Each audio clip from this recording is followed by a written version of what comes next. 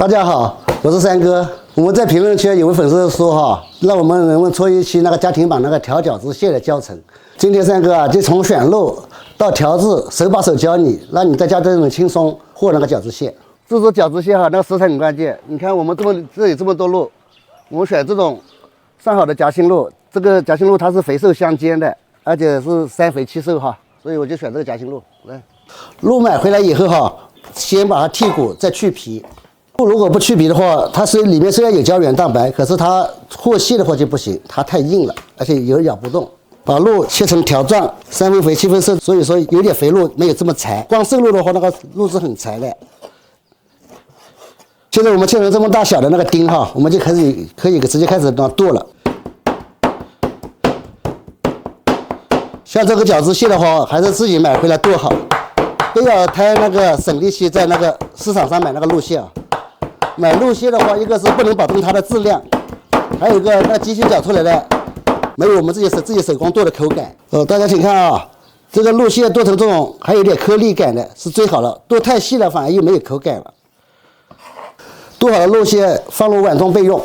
现在关键的一步来了啊！大家是不是以前在家里调的时候都直接放入一点清水？今天我教大家一个小技巧，我们在水加锅中把它烧开。放入一点生姜，再加入3颗八角，放一点点香叶，再加入一点花椒。像我们用这个葱姜煮出来的这些料水哈，比那个用清水调的要香多了，好吃多了。现在我们水开差不多3分钟啊，可以关火，直接让它在这里浸泡一下，让里面味道尽量挥发出来。现在我们和蟹开始了，这个是我们前面做好葱姜水已经冷却过后，我们依次加入，先少加入一点。再把它搅拌进去，第一次水分吸干了以后，我们第2次再加入一点水啊，这个葱姜水啊，我们要打它上劲，要朝一个方向打。如果不同一个方向打的话，你一这样一正一反的话，它肉蟹不容易上劲，打不上劲，而且会散开。第3次我们加入水的话，差不多有这么多水就够了，打到这个程度就差不多可以调味了。调味以后我们再姜一下就好了。先加入一点点味极鲜，再加入蚝油，再加入一点老抽上个色。再加点味精，再放入一点姜末。不喜欢吃生姜的话，可以不加的啊。我们再加一个鸡蛋，那味道调好了哈，我们再来把它打。我们加好以后，再可以加入一点点胡椒粉。现在我们把切好的大葱放里面，放入大葱以后再搅拌均匀。这个周肉大葱馅哈，可是那个饺子蟹里面的经典款。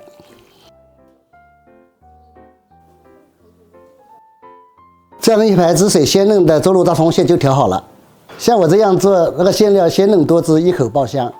像我自己吃的话，我还喜欢放点这种香菇，放点香菇，我感觉我很喜欢这个香菇的香味，感觉和进去很好吃。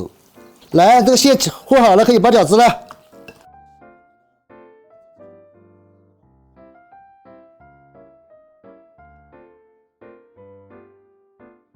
哇，水开了，我们下饺子了。锅里我们饺子下的有点多，要轻轻推一下，不然的话会粘锅。满满的一大盆啊！